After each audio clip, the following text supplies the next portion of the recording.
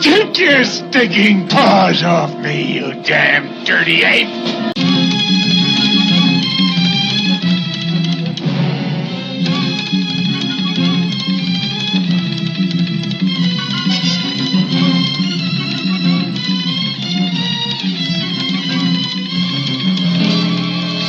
Return to the planet of the apes. Welcome to another episode of Go Ape Podcast. I'm your host, Jonathan Randall, Jonathan, with my co-host, as always, Brandon Geringer. Brandon. How are you, Brandon? I'm doing good. How are you? Pretty good. What's going on with you? Not much. What are we doing to do today on today's episode? Today's episode will be covering episode You're an 6 idiot. 5 6 Six. 6 of the Planet of the Apes TV show called What? Something Tide. Tomorrow's Tide. Tomorrow's Tide. I had it right here. I already had it saved. You're an idiot. I'm not very smart. You're not smart. You're stupid. I don't like how this episode started. I think we should start over. I like it. Continue. What's been going on with you? All right. Well, let's see. This week, what have I got? I got a new hobby of spending too much money on toys. You're a nerd. Yep. 34 years old, and I'm still buying action figures. God, how old you are? Yeah. Damn, you're getting old. You're 37. Well, I've been old. You're 37. I've always been older, so I'm always the old one. You're almost. You'll be 40, and I'll still be laughing at you. That's all right. 40. But I've always been older, so I've always accepted the fact that I'm older than everybody that we hang out with. So I'm an old man. Mm-hmm. So yeah, 34. And what have you been buying, Jonathan? I've been buying the Star Wars Black Series 6-inch figures. And now, why are they called the Black Series? I don't know the answer to that. Because they come come in a black box. Black box. Okay. But they also call the Black Series the ones that come in blister packs. I guess it's just a smaller one. Smaller Black Series. So what's so great about these action figures? They look phenomenal. Okay. I mean, they're much better than anything I've ever seen made before, like action figure wise. That's not like a sculpture. Well, yeah. You know. Like a sculpture that you can buy. But I mean, they put a ton of detail into them. They're not, and you saw somewhere, they're not half-assing it, reusing nice. Parts. I mean, it looks like they're definitely molding stuff specific to each one. It looks very good. So I've only been lucky to get a few different ones right now. There's still a couple I'm out there looking for. Wait a minute, you got 5? Yeah. Oh yeah, we didn't talk about Vader. You don't have Vader yet. You haven't seen him. I haven't even seen him yet to buy. So, or thought I have him. And now is that the Vader? I mean, I've seen other people have him. Right. But jealousy. I've not gotten a copy yet. Jealousy and greed is the I want the Darth Vader, and I want the Luke Skywalker in his Jedi outfit, right? Like his the all black outfit. And that Vader has the helmet that comes off, and you can just see the old man. Is that Hayden Christensen underneath there? I believe like it's Sebastian Shaw. Nobody knows who that guy is. I do, and that's what matters. I haven't forgotten him. I didn't let George Lucas erase him out of my mind. He might have erased him from his special editions.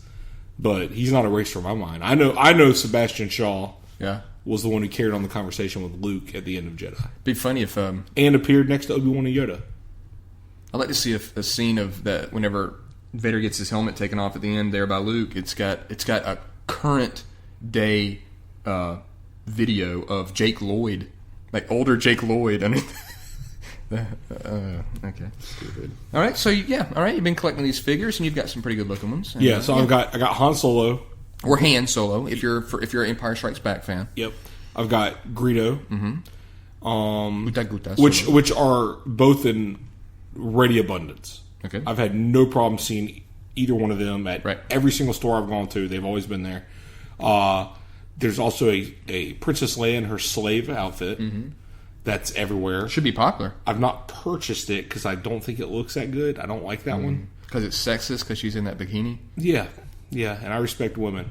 Geez. So there's that. Mm-hmm. And then the other 3 I've got Luke Skywalker in like his Cloud City outfit. Right. I've got the normal Stormtrooper. And this morning, I picked up Boba Fett. Boba Fett? Yep. Boba Fett? Yep. Where? He came from... See what I did there? Toys R Us. Cool. He was at Toys R Us today. Okay. Now, there's a special Walgreens Boba Fett.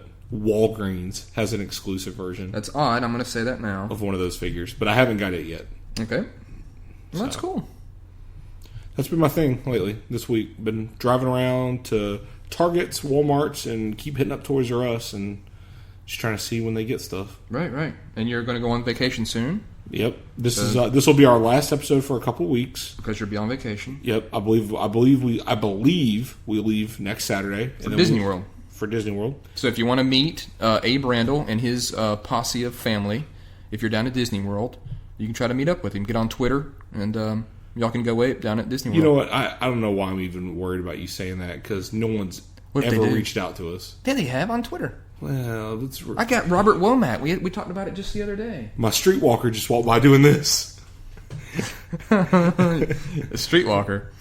He's got a streetwalker, everybody. Yeah, there's a streetwalker that walks up and down my street. It's his streetwalker. That walks up and down my street. Brandon constantly comments on this person while we're watching Planet of the Apes. He's very interesting.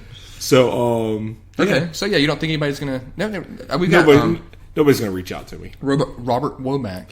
Good guy, one of our big-time followers on Twitter. Mm-hmm. He reached out, and he also he wanted us to discuss about since you're the big comic book guy, about I guess it's IDW's Planet of the Apes and Star Trek crossover. What are your views on that? I think it's going to be good. I've seen pictures of it. I saw the picture that you retweeted this week. I believe J.K. Woodward had also retweeted some stuff this week about it because I follow him. I'm for it. Sounds cool. Nothing like watching gorillas beat up Captain Kirk. I don't know that a Kirk Crush is going to do anything to a gorilla. Probably will. No. That's Kirk Crush. That's all he knows how to do. But they're gorillas. All they do are Kirk Crushes. That's true. They do double-handed smashes. I mean, so... It looks cool. You saw how General Thade beat up those two guys? Yes. I mean, it's nothing but Kirk Crushes from gorillas. Well, that's I think that's a neat little crossover, and so advantage. You think you're going to get it? Advantage nil. Agreed. Or you think you're going to get it? I might grab a first issue, check it out. All right, that's cool. And thanks for again. Let's a couple shout outs to some of our people. All right. Of course, again, Robert. He's a good follower. Is he from Louisiana? I feel like Louisiana is what I've seen before when I look at it. Yes, Louisiana. Yeah, look at that. Bam. He's one of our good followers. I nailed it. So, Robert, thank you for following the podcast. Of course, my good friend Joe Grimm, and that's I've talked about him many times. Joe's local, right? He is. Okay. And I've never met him. He's a good guy. Okay. In small doses, he'll like that. I'll trust your judgment. Well, he does have one blight on his record. Oh, he's a big Washington blank fan. I can't say the blank word. Redskins? Ooh! Phil Sims is probably listening to this right now. He's really pissed at you. Well, I'm not a Democrat, so I'm going to go ahead and say it. All right. They can call their team whatever they can call their team whatever they want to call it. Liberal. You're not a liberal because some of those liberals are beyond Democrats. You see. Okay. They're even more. To all I'm saying is they can call their team whatever they want to call it. All right. And I don't believe the government should be telling people that they need to rename their football team. Is your fist going at that? Yep. Government. Shake harder, boy. Right. But Joe is a big fan. My my sister's ex-husband is a fan of the Redskins. Oh, I thought you were going to say Go Ape podcast. No. All right. And, of course, we've got Rick Crespo. He's always a good fan. I haven't heard from Rick in a while. No, maybe we'll hear. I don't know. Hope you're doing well, Rick. Hope you're still listening. I hope you're going Ape. Still with us. Go Ape. Yeah. That's the end. All right, goodbye. Goodbye. That was the end. So, the next... what's going on with me? I guess you were done with you? I'm trying to think if I had anything else. Oh, the only other thing I have is I picked Mass Effect 2 back up this week and started playing it again. And my goal, because I am off Wednesday, Thursday, Friday of this coming week. Ooh, exciting. Before I leave for vacation. A lot of no showers. I'm gonna try to knock Mass Effect 2 out before vacation. Knock it out the box. Like before I leave town. I'm gonna try to knock out Mass Effect 2 and what the hell am I supposed to do while you're gone? That's a YP, not an MP. That is a YP.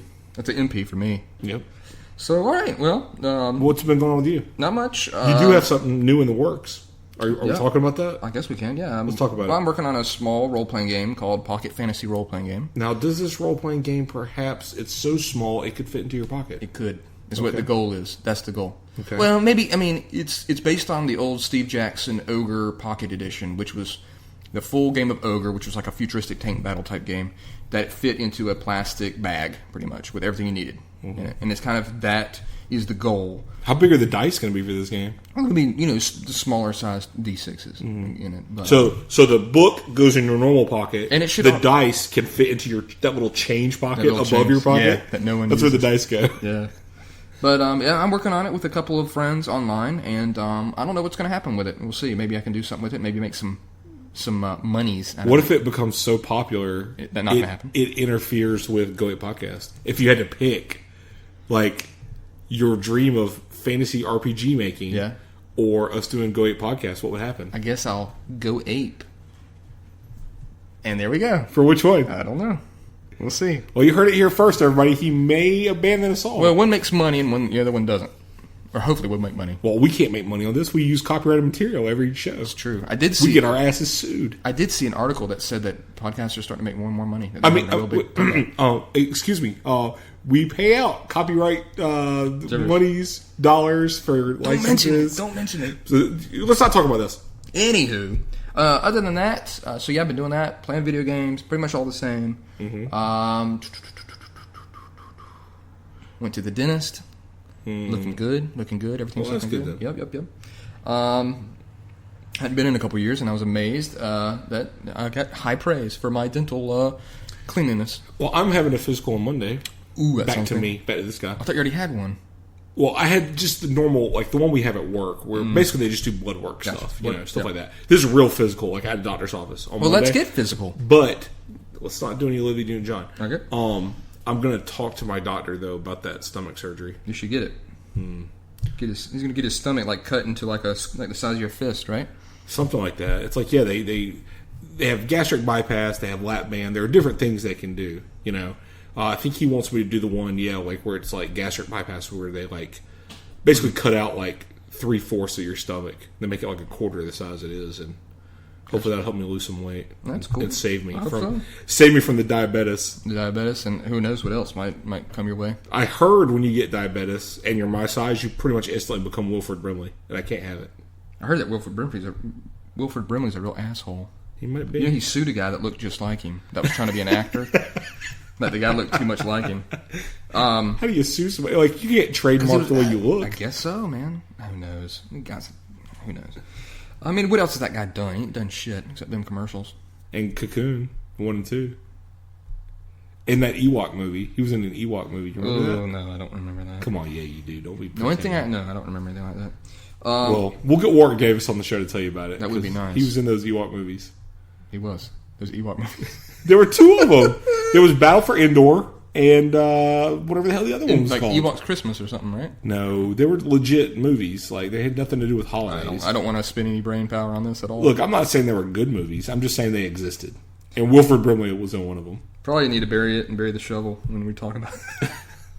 Oh, one last thing. I'm very proud that I got this right here, the Advanced Dungeons & Dragons Dungeon Master Guide. This is the first edition, the revised cover, and I think that cover is absolutely amazing. I saw that was your new picture, right? Yeah, I liked it. Yeah, it's got he's like a wizard. He's got a key around his neck, and he's opening up these 2 big doors. Behind him are a bunch of creatures, like a pile of gold, and it just is, I think, just an amazing picture by Jeff Easley, in my opinion, one of the best artists ever for fantasy stuff. So, yes, I'm very happy to get that book. And is that Mr. K's? No, I got that off of eBay's. Oh, eBay. Okay. Yeah. No, I got Keep on the Borderlands and the Rogues Gallery, which is some small 80. Keep on the Borderlands is like the definitive adventure. It makes all the lists for like the top adventures from the old days. All right. So that's me and my nerdum. I don't know. I've got something I found here, but okay. Let's go on to the podcast. I mean, the episode of the show, right? The TV show. Yeah. This is the episode 6, Planet of the Apes TV show. Tomorrow's Tide. And sadly, we're almost halfway through the show series. Yep. And then the cartoon. Yeah. But think about the cartoon, how much we're going to be able to rag on that cartoon for the stuff that you don't like. Well, the problem is we're going to have to rehash our ragging, much like they do a lot of the animation in that show. We're just going to have to but we keep ragging on it. We will be able to say some fun words, though, won't we? Like Pueblos. Okay, so episode 6, Tomorrow's Tide. Here we go. So it starts off with our boys. They're running on the beach. Right. And they got no backpacks. They lost the deluxe backpacks. I'm not sure exactly what happened to them. They'll probably find them again. They'll pick them back up on the road. And Galen is not... They're running kind of in the water as to not make tracks. Galen is still kind of on the beach side. And in the sandy side, he's making tracks. And he gets kind of ragged about, hey, look, we're trying to hide our tracks here, dude. And Galen's like, I don't need anything to be worried about. And they're not, I'm an ape, so, which, I don't know. I mean, I guess do they have shoes? I didn't see if they had shoes Yeah, on. well, no, they were running barefoot because remember their shoes were tied around their neck. They took their shoes off and tied them around their neck. Just wear shoes. I guess because their feet look different. Their shoe feet. I guess. I guess the 8-foot's the 8-foot's got the toes, I guess, maybe. But all they'd have to do is wear a chimpanzee's or a gorilla's shoes. Like, go steal some shoes, and you'll look just like a gorilla. Not like you can't wear them, like if you're being tracked. I don't know. All I know is Galen was a fancy boy. Yeah. He couldn't be bothered to even touch the water. He was real skittish of it. A little dog action going on. Yeah, this week we're trying something a little different. My dogs are not confined to my bedroom. They're out on my deck right now with access to the backyard. And it appears that even though they have an entire backyard to play in, they're deciding to run around and bark at each other right here on the deck, which is right outside where we're recording. So could be detrimental. We'll see how it goes. If it gets too bad, I'll make a move. All right. So Alan and Peter, they make their perception check, and they see a raft out in the ocean, right off the shore. Yep. And there's a guy tied up on this raft, sprawled out, and he's been tied up. So Peter and Alan, of course, they go in to save him. And as they're going out to save him, they grab the raft, they're pulling it in, okay, and both of them have their hands on a pole that's part of the raft, and it's a good scene. And as they're bringing him into the sand, the beach there area, shark fin all of a sudden goes by out of nowhere. A shark fin, extreme shark fin. Yeah, a little dorsal action going on. I mean, rigid as a board because it was cardboard. Well, it's probably wood. It was huge, and like right in their faces too. Yeah, like I mean, to be that close to them, yeah, they would have been swimming right on top of the shark. Yeah, especially the size of that fin. Well, yeah, I mean that was. I mean, the size of that fin dictated probably like a Jaws-esque, like 25-foot shark. And then cut quickly to some stock footage of some sharks and just swimming around. Yeah, to give a little bit of what's happening. So they pull him up on shore and they cut him loose. He's still breathing. Mm-hmm. And of course, like much of this show, I want to just shout out here to the caves that are in this TV show. And in essence, they're also in the movies as well, if you think about it. Natural caves. Yeah, natural caves. All these natural caves that they find. They find a cave on the shore, and it is very spacious. It's got a kind of a dirt, sandy bottom to it. It seems like, I mean, it's a gold mine. And, I love caves. Man, that's probably from my D&D days here. It's fun. They're just... But it's just, what are the odds that there's a cave right there? Well, on a shoreline, I give it more credence than when they're finding them constantly out in the middle of the woods. Yeah. I mean, at least here it makes sense that this could have been beaten down by years of tidal waves smashing into the wall. And, of course, the erosion. But I mean, here it makes more sense than out in the middle of the woods, the forest, when all of a sudden there's a cave. Right. And then what happens? Do you remember what happens? Well, they go to talk to him. They try to snap him awake. Yeah, he's like droning on. He's like a half dead, it seems. Yeah, I mean, he says he's supposed to be dead. His name's Gato. And he has a band on his wrist that Galen quickly says, "Oh, that's a forced labor camp band." And it has a fish on it, a shark. Yeah, he's like, if he's out and about here, he'll be killed if he's out away from the force. Yeah, from their labor camp. Like area. Yeah, I don't remember what he says. Right. And Galen, there's a funny moment there. Galen's, because he's kind of like, the guy keeps on going in and out. He's like, "I'm dead. I'm already dead." And Galen's questioning, why can't he be dead?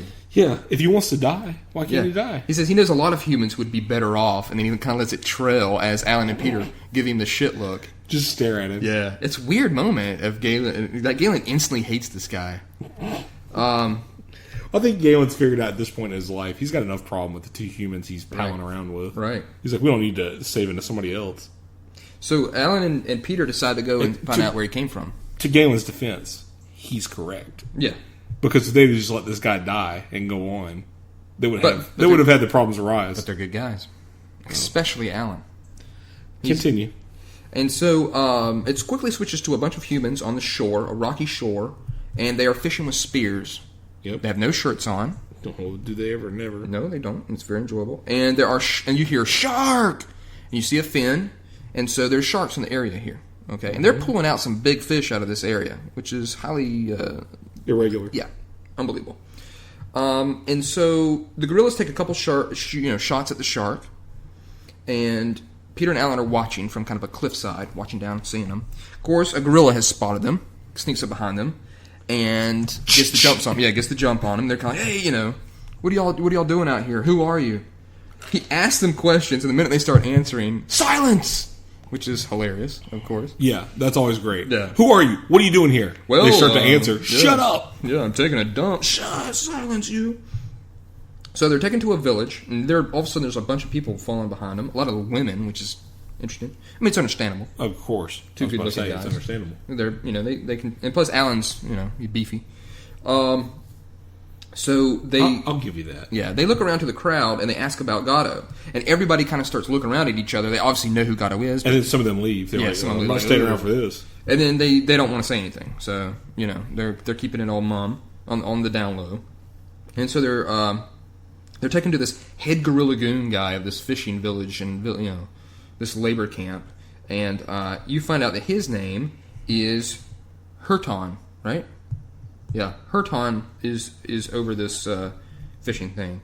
So he questions them about stealing fish, that their guts are full of fish, and how much did you steal, and you assholes. And, of course, Peter comes up with the idea that, hey, we're really great fishermen. We're the best fishermen you are. Yeah, in the land. Yeah, and he's like, yeah, in the land. I like that. And he's like, oh, we'll see about that. We're gonna put you to the test. We're gonna see if you can swim underneath the water a long distance while the surface of the water's on fire by chemicals or ingredients unknown. Yeah, I don't know how they're controlling setting that water on fire. Alcohol they're just wasting, I guess. Maybe it's perpetually on fire, just constant. It could be like something cursed or damned. I don't know. Some evil spirit takes over that leg. It doesn't make any sense. Nah. Switch back to Galen. He's trying to feed Gatto some berries. Gatto won't look at him. I got tension strain between these two. Tension strain.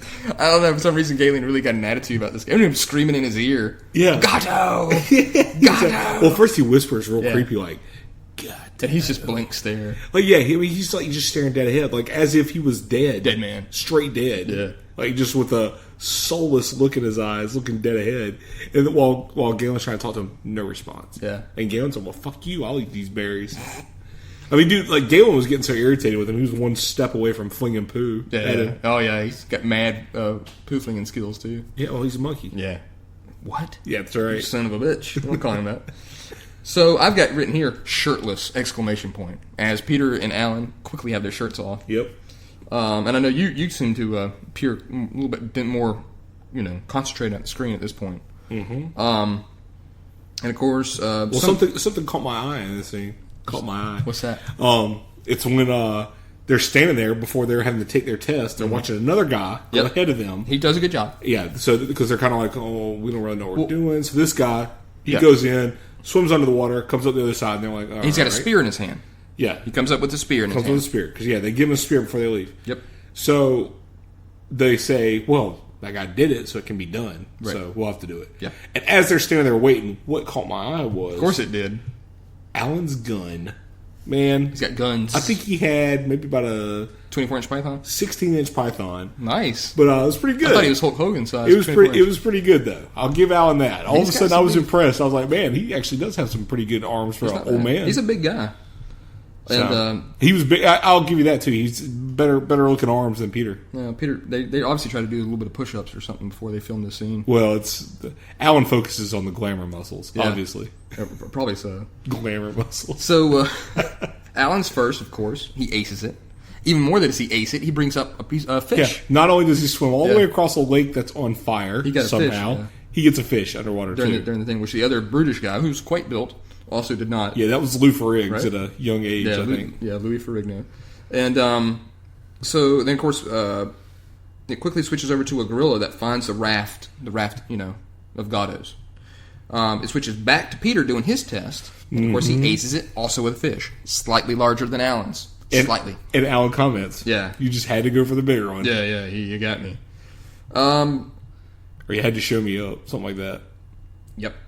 And so once again, proving once and for all that Peter is the superior of the two. Not so much. He does pull a little bit more weight in this episode. Probably the first time he's done that in the whole show. Well, except for the trap. I mean, he did get himself... Of course, he got himself in that mess, which that's a mistake. He got himself He should have zigged when he zagged. You know what I mean? He wouldn't have fallen in that hole, idiot. Peter's the best. Continue. Alan's great. All right, so it switches over to a Harry Hamlin wannabe lookalike Perseus himself. Perseus. And he's talking to a woman, and he thinks this woman thinks that these two guys have seen her father, Gatto. So this is Gatto's daughter, and she didn't speak up before in front of the huge crowd. Correct. Because they're not allowed to. Right. And guess what? It's time for Galen's ruse. Galen runs in out of nowhere. Ha ha! He yells. He says that Peter and Alan ran off, that they're his slaves or his humans, and he wants to talk to Hurton.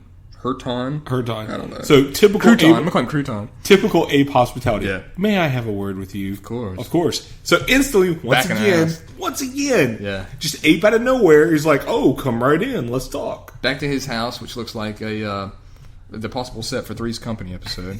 Minus the bike. Yeah. San's bike. Come on. We'll be waiting for you. Jeez. And he's like, look, these guys, they took off. And Hurton's like, look, that's not what your fellows told me. That's not the same story they told me. And of course, Galen's like, well, of course not. They're liars. They're filthy human liars. Like everybody knows. And Hurton's like, well, looks like the gods of the sea can decide their fates. The sharks are the gods of the sea. I was going to say, Galen says, who are these gods? The sharks. Oh, maybe, I don't know. Maybe these things that you've been shooting with guns and that you doesn't pray make so any high, sense. you shoot at these gods of the sea. The sharks swim too close to their guys that they enslaved to fish. Yeah. And they shoot at them. He should just call them the death bringers of the sea or something. Harbingers of doom. I mean, so you call them your gods of the sea, but you fire guns at them. Yep.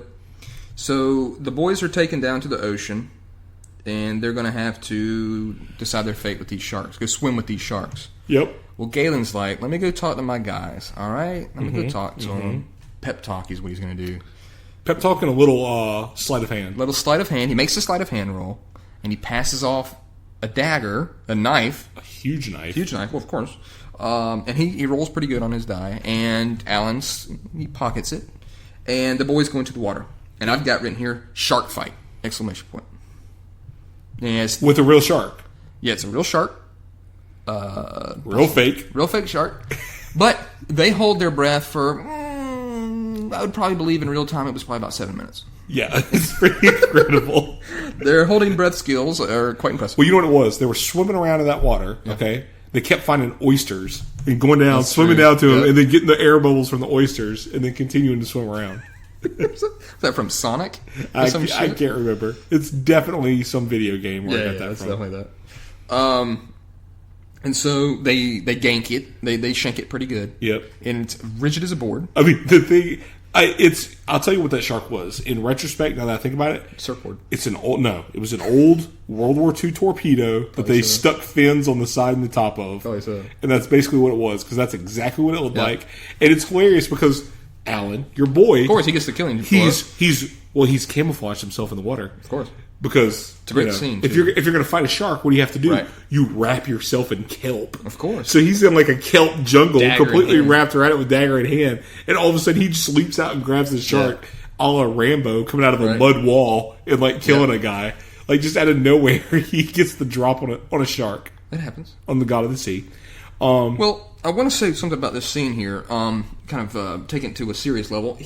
I really enjoyed this scene, mainly because it reminds me of kind of like the 1960s and 70s covers of kind of like adventure magazines or comic books, where they'd have a guy like underneath the water. That was big during the what's the French guy's name? Cousteau. Okay. Jacques Cousteau.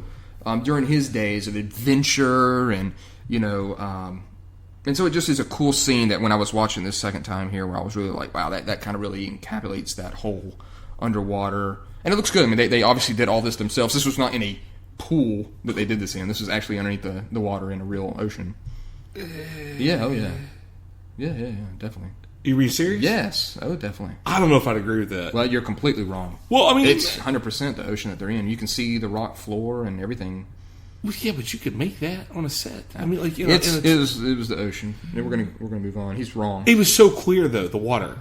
Above, like They're below, like- they're it's like- so clear below, but above, man, it was. It's Well, they're in the it's that thing, Caribbean. you know, But it wasn't in the same spot that they probably filmed that at. It was probably someplace else. It was probably out in Malibu or some shit. Yeah, dude. I don't know. They're out in- I don't know that I agree. It was a real ocean. Well, he's wrong, but it's okay. That's fine. It's fine. He can be wrong. It's not central to what's going on. Well, he can be wrong. That's okay. I mean, we're gonna have to. What I'll probably do is we'll watch this again because this is gonna. Well, we will watch it again. Well, we're gonna watch it again very soon, like within an hour or so after this podcast, because you will be proven wrong on this. Well, I'm just gonna get. If you think that's a pool of water, like a pool, like in a tank, like where they film stuff in movies, they film it in tanks. All right. I'm gonna have to get my good friend Steve Zusso to let me borrow his sub, and I'm gonna go take a look. And while I'm down there, I'll find a jaguar shark. Is his son still dead? Kingston? Oh, poor Kingston. He's got crazy eyes. Doors are like a vintage. All right. So back to the show. After Jonathan was proven incorrect, I haven't so been yet. They bring it to shore, and everybody's congratulating. I'm like, they're god slayers. How are they? Is this supposed to happen? Like, you know what I mean? Like, how? I don't know. Just kind of weird. So Yeah, how did these tests normally turn out? right. So right after they celebrate, that gorilla that found the raft, he comes up and tells Herton that Gato was freed, that he found the bindings were cut, and Galen's going, all right, we're ready to leave, my guys. My guys are leaving now. He's like, oh no, your boys can't go. If the old man lives, someone must die. I'm like, what? Why don't you just go find the guy and kill him again? I was gonna say, you brought up a good point. Why can't the old man be the one who dies? I know he's like, I need satisfaction immediately. I'm very bloodthirsty. So, Galen goes back to the cave. Gato's missing. Of course. Which leads to a frantic Galen. And he's walking into the ocean like he's going to kill himself. He's going to go walk to his death. Yeah, he's all busted up in his noodle, is what I've got written. This guy's a bit of a hassle. And you can see that's why Galen's gotten tired of him. So Galen talks to the boys, and he tells them pretty much that this big wig. Okay, the big wig is going to come to do a banding ceremony, right? Where Yep. they put those silver bands on. Whatever the bands, the metal bands. Life indentured servant bands on him. Guess what his name is? What would you think? What would you call someone who bans someone?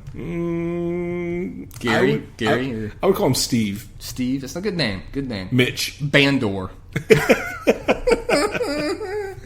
Oh, clever. They're like, okay, this is the guy that bans. What should we call him? I don't fucking know. Just call him Bandor. Well, Bandor I'm sure somebody in the writer's room yelled out Tomar, and they're like, we've had enough goddamn Tomars on the show. Screw Tomar. So it's Bandor. Bandor. All right. So, and it shows, so he's like, look, he's coming, he's going to be coming, and you're going to be getting the bands. And so it's back to fishing for the boys, and it shows them fishing again with spears, catching these large fish. This area, apparently, these fish are idiots, and they just hang out on this one rocky outcrop of the ocean. This cove. Yeah, this cove. They can't leave. They just constantly are getting murdered by people. And so, of course, it has a little scene with Herton and Galen, and of course, Herton's rambling on and on about his quotas that keep on getting increased, yada yada yada. Now let me clear something up for people real quick. They are catching these fish not for food, but for a factory To make food, I guess. Yeah. It's never really clarified, but I'm like, I like to know what type of where is this factory, for one, yeah, and then also like that.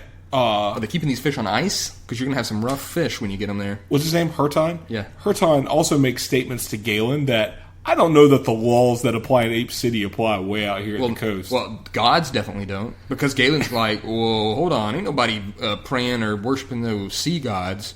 And he's kind of like, look, you're in your city life. This, that's pretty nice when you're in the city. But out here, so that there's not chaos, they have to pray, they have to worship these, I don't know. And Herton tells Galen, Bandor, who does banding, of course, will be the one who decides if they become slaves or if they get sent off with Galen to go on their merry way. Correct. And Galen instantly calls him on that bullshit. He's like, oh, well, why would the person who bans your slaves and you serve and them becoming your slaves would serve your best interest, why would he not side with me? Because he's clearly like, this is never going to go my way. Nope. Definitely not. So, I don't know. It's a bit of a goofy thing. But, so, Gato's daughter comes in, because the boys have got their own little hut where they've been cooking fish. So Gato's daughter runs in. On a spit that they're not turning. That they're not turning. And she wants to be taken to see her father. Mm-hmm. All right? So, understandable. And right after that, there's a night scene. Her husband, the Harry Hamlin lookalike, or wannabe, he comes running in, frantic like a freak, into the place, asking where his wife is.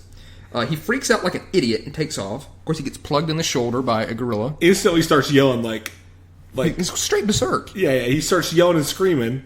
And then, of course, what does he do? He tries to run out of their camp. Gorilla's on him instantly. We've already heard what's the penalty for straying too far from camp when you got a band on. Getting shot up. Yep. So instantly he gets shot. Yep. So the boys run out and help him with his wound as he gets brought back to town. My wound is lower. Yep. And and of course he blames them for all this shenanigans that's happened. Like, well, you're the one that completely freaked out. Peter was very slow for the grab, I will say, to try to calm the guy down. Mm-hmm. So it's a slight on Peter. And one of many. And all of a sudden, Bandor shows up. Bandor is a very, he sounds like a British orangutan. I would call him foppish. He's a bit foppish. I do really like his makeup, and I do really like his hair. I like all his curls. His curly hair. He obviously every night curls all his front beard. Oh, yeah. Because it's all like curls coming down. I kind of would have liked to have seen that all the way around. That would have been really nice. Yeah, real curly mop on top. Yeah, just real curly hair. He talks to Herton roughly about 2 inches away from her. He's a bit of a close talker. He's a close talker. Much like Judge Reinhold. Yeah, see the Seinfeld episode for that reference.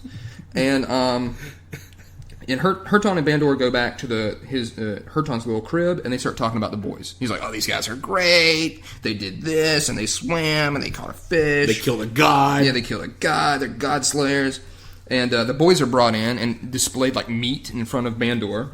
And it's just constant kind of, sly jabs back and forth with Bandor kind of undermining Herton's authority, I guess I should say. Mm-hmm.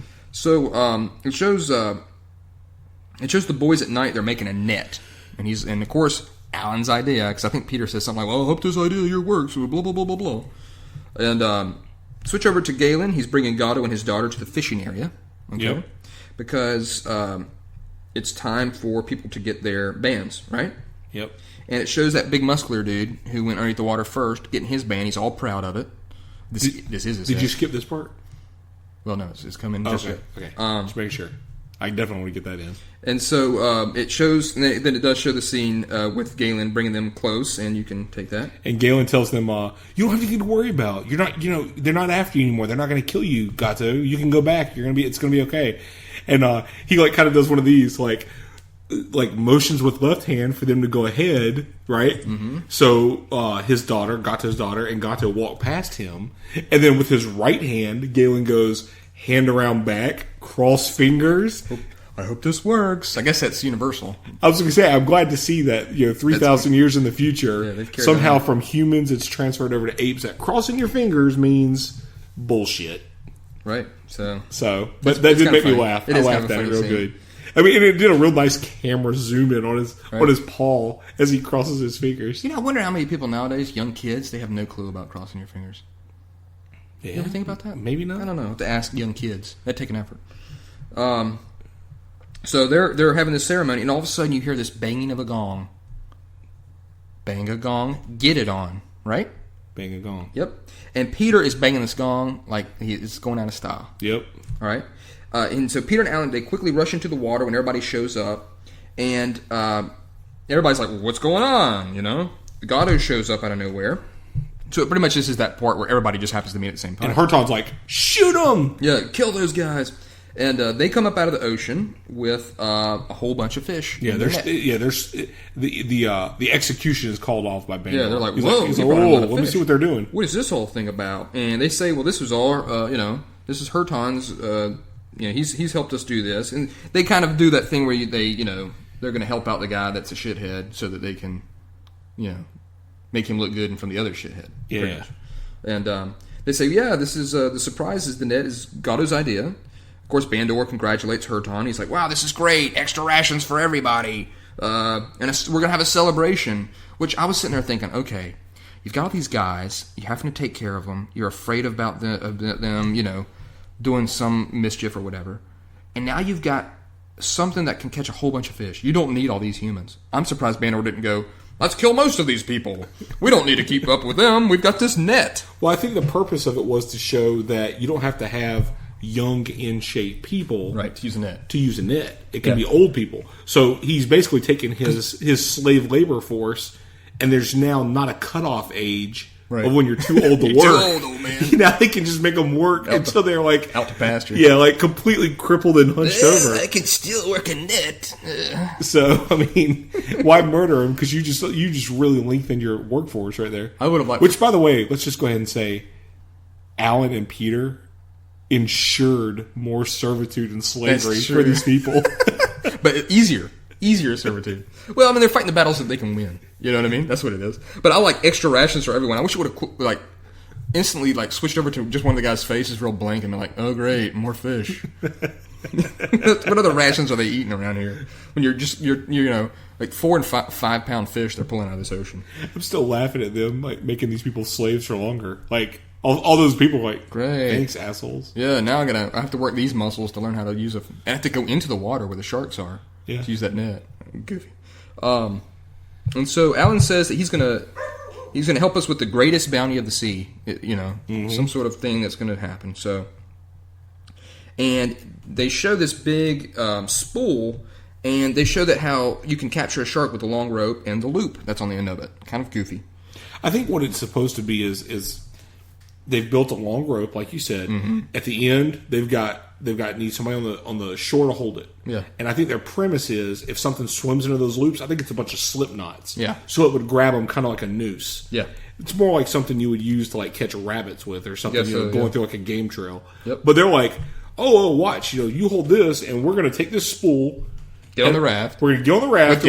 With Galen. He's going to hold the spool. We're going to head out this way, and you'll see as those loops hang down, a shark's going to swim through there. We're going to catch a shark for you. Genius. Yep. And everybody's watching. And everybody's like, this is a great idea. We're going to see how this works. I've got written here, they paddle out, and they are all taken as fools as they escape. Yep, as Galen, when he gets to the end of the rope, he tosses the spool into the water, and they're all paddling away on their raft around a rock bend to get the hell out of there. And I sat here and said, okay, at the end of this episode, Galen could have been like, all right, that's that.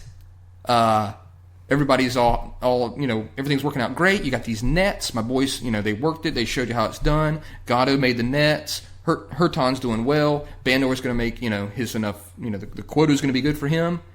Guess what? I'm going to take my 2 humans, and I'm going to split like I originally said. I don't think they needed to do all this deal, but I still think they did. Yeah, because you said that they've been such shitheads. Yeah, because every single time that something has come up to allow them to go free, they've come up with some sort of lie or bending the rules that they came up with to keep them there longer. Right. So I think they did have to escape and do that. Right. So it shows them kind of going around the corner on their raft, and everybody's kind of they're slack jawed as they see them going around the corner, and it shows them pulling up on the shore and getting off the raft. And there's again that scene where they talk back and forth, Galen and the boys, and Galen pretty much says something like, "I don't want to have to get you guys out of another scrape." And of course they proceed to chase him, and I believe I have written here they start to play grab ass with Galen in the surf. and then Alan gets tossed into the water by Galen like he's a piece of trash. Not. Peter gets tossed in because his dexterity is low. He fails his check, and he gets tossed into the ocean because it looks like they're trying to put him into the water. Galen. Yeah, it looks like they're going to pick him up and throw him in the water. And Galen uses his monkey strength to quickly toss Peter to the side. And then credits. That's the end of the episode. So let's hear your take on Tomorrow's Tide, episode 6 of the Planet of the Apes TV show. Well, this has always been one of my favorite episodes. Yeah, it's right up there with the Good Seeds for me. Okay, as one of my favorite ones. Better than the Trap. I mean, the Trap's up there too, but I'm saying it's a fun episode. It's a fun episode, man. I like the whole thing. I like them showing the fishing. Mm. I like the whole thing with the sharks. The shark battle is very fun to watch. In a real ocean, in the tank. But the whole episode's good. It's a good episode, and I do like it. I mean, it's one of my favorites of the series. All right. Well, yeah, I also think it's one of the best episodes. It some of the stuff doesn't really make sense. With some of the rationale, I would have liked to have had a little bit more scenes with Peter and Alan, kind of actually explaining what they were going to do instead of just kind of showing it to us, and then for us to be like, I guess that's the best idea you could have come up with. But yeah, it's a cool episode. Of course, shirtless. Yeah, that's a plus. Smooth swimmer builds, not bad. And the shark battle is great. Of course, I've already said that about the old 60s and 70s action type of magazines and stuff, usually for boys or men or something like that. With great artists from those days who used to draw those great, paintings and stuff. Some stuff's a little bit goofy, just with the god worshiping. I don't think we really see anything else like that in one of the other episodes of throwing their weight behind something like that. Oh, no, we do. We do? I don't remember that. But isn't there an episode that involves like a temple that only certain people could breathe in? Remember? Oh yeah. And it's like a god temple. Yeah. There's something with gods in that episode. That's a weird episode. I don't remember the name of that one, but that one's coming up. I think it's towards the end, isn't it? I think it was towards the end, but there's definitely something with gods supposedly in that. But we've got shirtless guys. We've got knives being used against shark flesh. Yep, stabbing and whatnot. We've got Galen's ruse. The lack of deluxe backpacks is unfortunate. But overall, I think it's a fun episode. I don't think it drags at all. We remarked at how fast the episode went. Yeah, it's a pretty fast-paced episode. Right. It's got a wannabe Harry Hamlin, who we both really enjoy. And we need to get him on the podcast. That would be enjoyable. So Harry, if you're nobody knows who Harry Hamlin is. That's probably under a certain age, that's for sure. Does that mean that we're men of a certain age? Yes. Jeez. And, Tomorrow's Tide. Good episode. +1. Yep. And the next episode, I believe, is... I'll just grab the old DVDs, as they call them. It's called The Surgeon. And it's a good episode, too, I think, if I'm mistaken. I don't think it's one of the best. I don't think it's one of the best that I recall. Like I said, it doesn't have something that stands out in my mind. Yeah. I definitely remember what it was when we read the summary, but it's not one that jumps out to me as one that I really enjoyed. But overall, I really do love this series. I would say if you're listening to us, you should buy this series. Yeah, and beat us to the end. Beat us to the end. I mean, and it's not, we're not getting paid to say that, but I would say it's definitely worth a purchase. It's a very good series, TV series. Well, I'm actually kind of looking forward to the end where I can kind of sum up everything I think about the show and, what I think they could have done to make it better, where they went astray, and, what the future could have been for it. But, that's the show. That's the episode. Do we have any back-end shit? I know that's pretty enjoyable. Trying to think. The only thing I could think of that we didn't talk about beforehand was Gotham came on TV this week. Did you finally watch it? I waited months to see it. You still haven't watched it? And then Monday night, it was like everybody needed something at 8 o'clock when I was at work. I'm like waiting. I've been waiting months to see that show. And then 8 o'clock rolls around where normally from 8 to 9, nothing. I'm not getting bothered. It's my time before I start working on stuff for my show. And then all of a sudden, like, everybody came in needing something. And I'm like, fucking really? And you don't have a DVR. Nope, I don't have a DVR because I don't have cable or anything like that. So I'll be honest with you. I heard some people on Twitter talk about it the night it was playing. Yep. And then absolute nothingness afterwards. Well, one thing did happen in the episode that made me think of you that I did happen to catch. Okay. At one point, somebody was extremely cool. Somebody says something to Jada Pinkett Smith. Okay. Okay. And she goes like this. She spins around and she goes, oh, yeah? That's good. The old finger wave. Yeah, the old finger wave with... the Butcher Bill from Gangs of New York. Yeah. Instantly, I thought of Gangs of New York. I had a good laugh at that when I saw it. Great flick. So, but yeah, so at some point, I'd like to see that first episode of Gotham. I'll catch it when they put it online on Fox's website. They wait a week. You can watch it tonight. Hulu. It's probably on Fox. It's on demand. Yeah, that or they do Hulu. Whatever. I'll catch it. We'll have to sit through these things called commercials. Yeah. I don't do those. Well, I have no choice when I watch things, but... I've had a DVR now for years, and it's always funny when people ask me, have you seen this commercial? And I'm like, no, I do not watch commercials. My TV watching is always roughly anywhere from 20 to 30 minutes after the show has started, and all commercials get absolutely destroyed by the fast forward button. Well, I have seen several commercials now for that movie Annabelle. What are your thoughts on that? Probably going to be shit, I'll be honest with you. Yeah. But it's still interesting. We like The Conjuring. It's a connection to The Conjuring. I noticed James Wan has nothing to do with it. That's why, because I went and looked. I was like, does he have anything to do with this movie? Yeah, it's probably just a throwaway. Yeah, I don't think he has anything to do with it. And that was disappointing. That's a Netflix film right there. Oh, yeah, it's not like I'm going to go see that in a theater. No, but yeah, God, it's one of those things where I was like, it's disappointing. I'd rather hit my thumb with a hammer. But I mean, like, I don't know how you make an entire movie out of the first 5 minutes of another film. Well, just showing the history, I guess, of that doll. Can you think of any other instances where that has happened? Like, you take 5 minutes of a movie and somebody gets an entire movie out of it? I have one thing I can think of in my mind that's like that. What's that? I don't... I don't know the movie it came from originally. I don't know the name of it, but the movie Get Him to the Greek with Russell Brand, that character was based off of something in that character like had a 10-minute he had a 10-minute role as that part in it's like Forgetting Sarah Marshall or Saving Sarah Marshall or something. I don't know what it's called. But I think in that movie he was in that for 10 minutes as that character, and then he got an entire movie, which would be about the same amount of time at the beginning. Less. I mean, I guess that's really one of the only instances where I could think of where you have like a character or some small part of another film becomes a whole film by itself. Right. I can't really think of anything else where that really happens. Well, and I only thought of that just now when I posed the question to you, which is funny. Yeah, I can't think of anything like that at all. I mean, they're starting to do that with like TV shows, I guess, and Joey. Jesus. From Friends. Watch. That's different though. Real trash. He had 9 seasons of Joey. Did he? No. I mean, as Joey on Friends, he was around for 9 seasons. No, but that show lasted two seasons, which is unbelievable. Well, I mean, it's nothing that's that small. I mean, obviously Frasier too. Frasier was one of the first ones. Yeah. But I mean, he was a major character. He was a major character in Cheers. Yep. Which did we talk about reunion TV shows, me and you? I don't know if we did or not. Maybe I was talking about with the wife.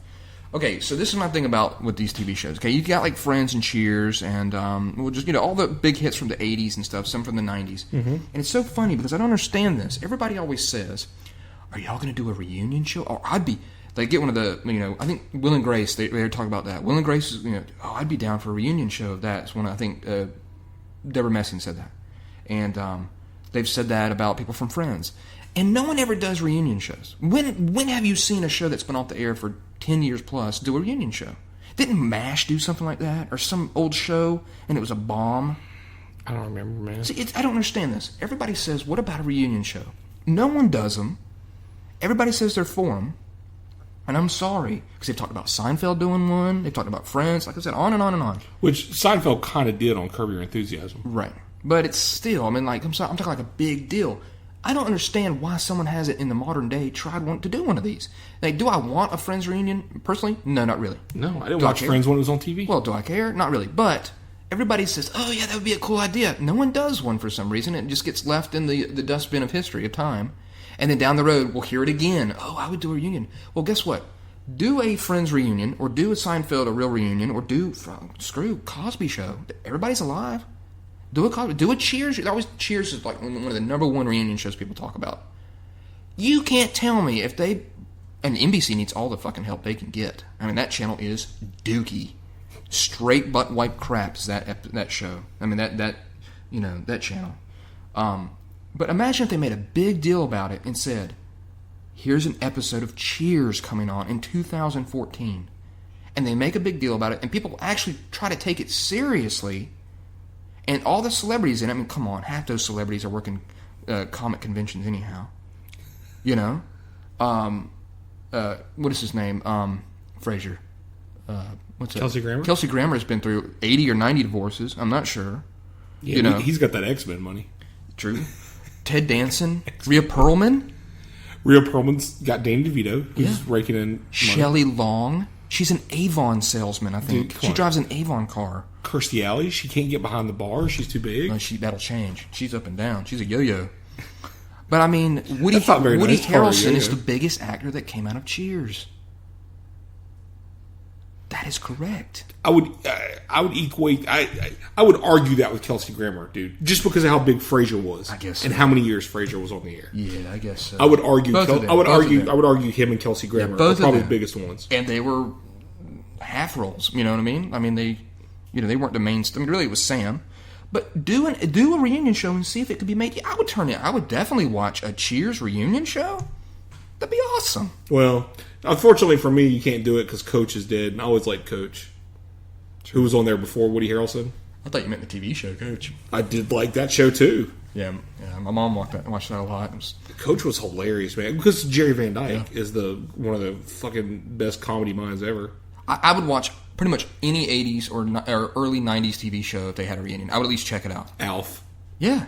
Shut up. You wouldn't watch an Alf reunion. Alf's been... 80s is... everybody likes the 80s and nostalgia. And what does Alf stand for?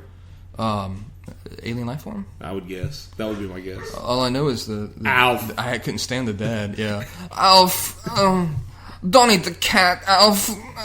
And he's still... But, yeah, I mean, imagine if Cosby Show.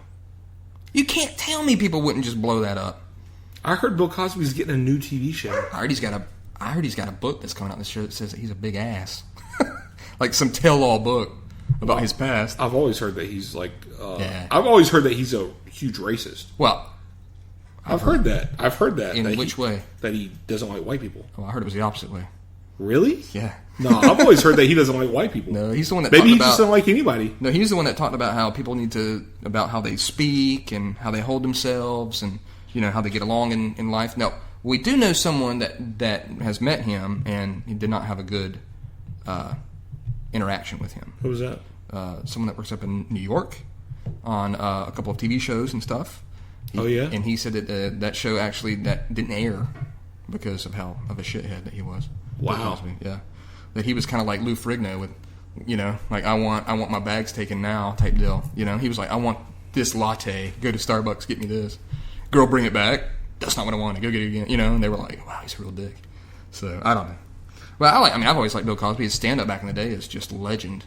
Yeah, I mean, you have to separate yourself with certain people. It's like, you know, there are certain podcasts I listen to in which a certain individual talks about what legendary asshole Bruce Willis is.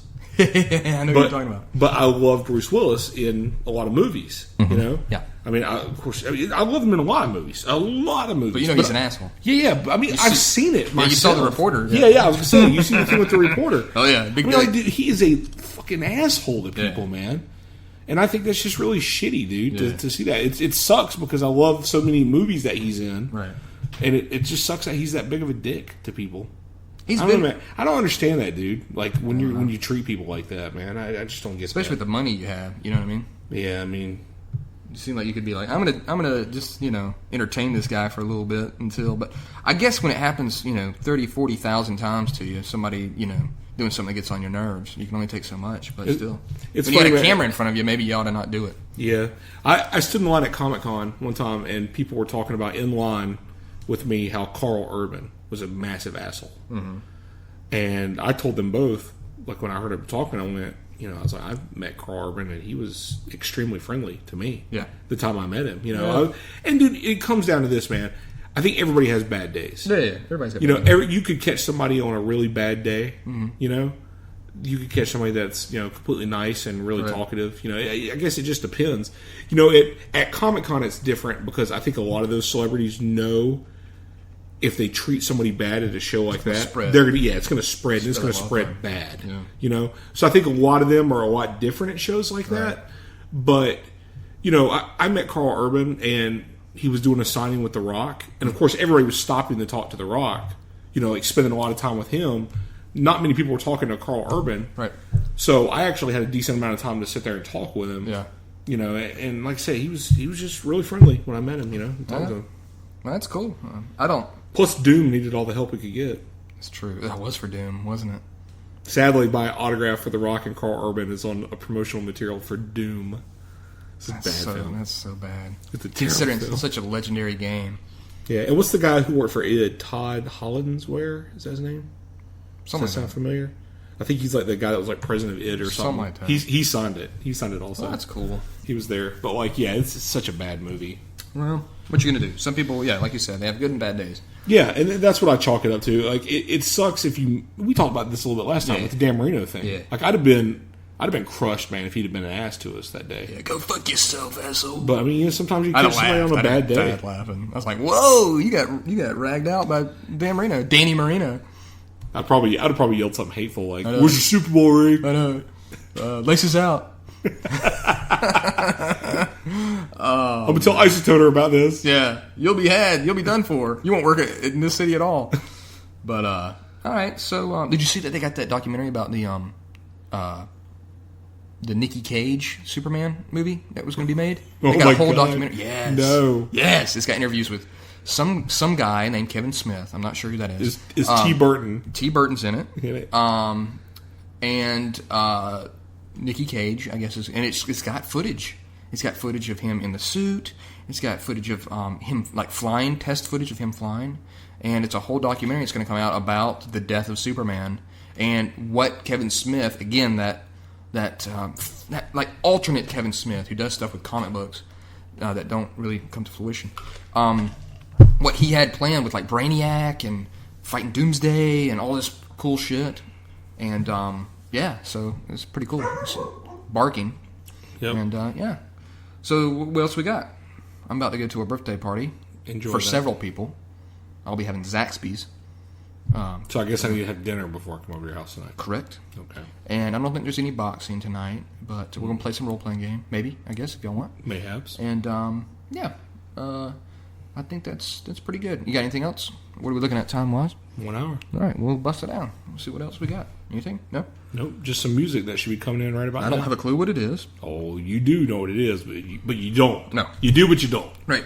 And I think you're going to like this. Okay, cool. Now, I would like to throw out to our viewers real fast. We may need to go back. I need our viewers to go back, listen to the end of each episode as to who picked what song. Just a little informal poll of who picks better music for the end of the show. Me or Brandon. It's like a bizarro world where you think you're right and you're just not. I'm just saying, for those of you that listen and actually message us, so just three guys. Go back. Well, good. There can't be a tie. There can't be a tie. Yep. Then. And Rick Crespo, unless we've lost him. You guys go back, listen to the end of the episodes for who picked what song. Throw us a little tweet who of your vote. Best songs. Who picks the best songs? So I'm super excited to hear. That I win on a landslide. I guess we're listening to Sugar Poppin' Daddies or some trash. No, some ska band from. No. This is a little song. Little ditty. This is a little song playing right now from the end of a movie called, or not from the end, but from a movie Spider-Man. called Real Genius. So okay, that's pretty good. We'll see. We'll see how people. I'll like give you it. that. I think you're doing better with these choices. Let's Dance and this. All right. Better. So until the end, until next time, I say go ape. Go ape.